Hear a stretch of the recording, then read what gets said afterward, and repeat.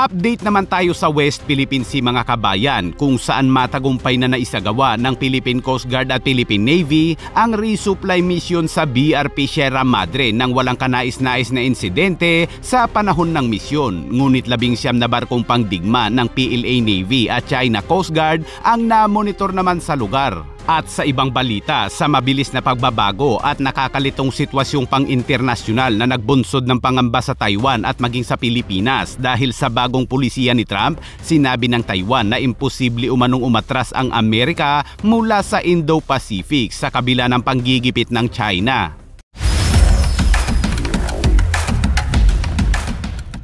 Sa patuloy na mga iligal na panghihimasok ng China, sinabi ng Armed Forces of the Philippines na natapos nito ang rotation and resupply mission sa BRP Sierra Madre sa Ayungin Shoal noong Martes. Sa isang pahayag, sinabi ng AFP na wala umanong nangyaring hindi kanais-nais na insidente sa panahon ng nasabing misyon. Ang RORE na ito ay isinagawa sa malapit na koordinasyon sa Philippine Coast Guard. Ang pagkumpleto ng misyong ito ay muling nagpapatibay sa pangako ng Armed Forces of the Philippines na hindi lamang suporta sa ating mga tagapagtanggol sa West Philippine Sea, ngunit higit na mahalaga sa pagtaguyod ng soberanya at mga karapatan ng soberanya ng Pilipinas. Hindi lamang para sa henerasyon ngayon, kundi para sa darating pang henerasyon. Sinabi naman ni AFP Public Affairs Office Chief Colonel Cerces Trinidad na ito ang ikalimang magkasunod na RORE mission sa BRP Sierra Madre na walang anumang hindi kanais-nais na insidente. Sinabi ni Trinidad na ang milestone na ito ay nagbibigay diin sa hindi natitinag na pangako ng Armed Forces of the Philippines na tiyakin ang patuloy na logistical at operational na suporta sa ating mga tauhan sa kabila yan na mapanghamong kapaligiran sa seguridad sa West Philippine Sea.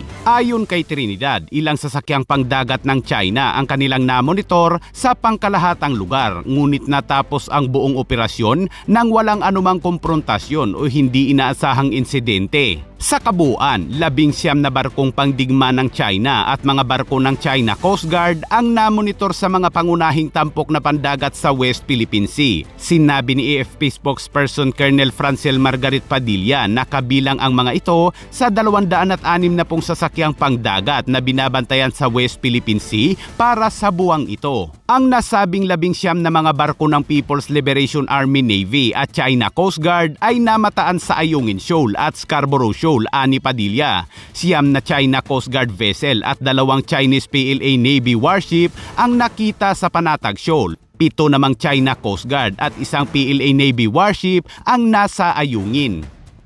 At sa ibang balita naman mga kabayan, sa mabilis na pagbabago at nakakalitong sitwasyong pang-internasyonal na nagbunsod ng pangamba sa Taiwan at maging sa Pilipinas tungkol sa seguridad ng Amerika sa mga kaalyado nito, sinabi ng Defense Ministry ng Taiwan noong Lunes na imposible anyang umatras ang Amerika mula sa Indo-Pacific dahil sa pangunahing pambansang interes nito na sinasabing tutulungan ng gobyerno ng Taiwan na palawakin ang semiconductor chip sa Amerika habang pinapanatili ang mga pinaka-advance na teknolohiya nito. Ang Amerika ay isang inaasahang kasosyo ng Taiwan para sa seguridad sa harap ng patuloy na bantang pagsalakay ng China. Kaya ang Taiwan ay kasalukuyang gumagastos ng 10% na GDP nito para sa mga militar nito upang maging handa sa labanan sakaling lumusob ang China. Sa ilalim ni dating Pangulong Joe Biden ay inaprubahan ng Amerika ang milyong-milyong dolyar na suporta para sa depensa ng Taiwan at nananatiling pinakamalakas na kaalyado nito kahit na walang opisyal na diplomatikong relasyon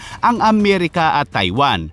Ngunit lahat ng yan ay maaaring magbago sa bagong Pangulo kung saan noong nakaraang linggo lamang ay tumanggi si Trump na magkomento sa isang tanong na kung ipagtatanggol ba ng Amerika ang Taiwan kung sakaling sasalakayin ito ng China. At dagdag na balita mga kabayan, ang Philippine Air Force FA-50 aircraft na iniulat na nawawala ay nahanap na ng ground troops sa paligid ng Mount Kalatungan sa Bukidnon.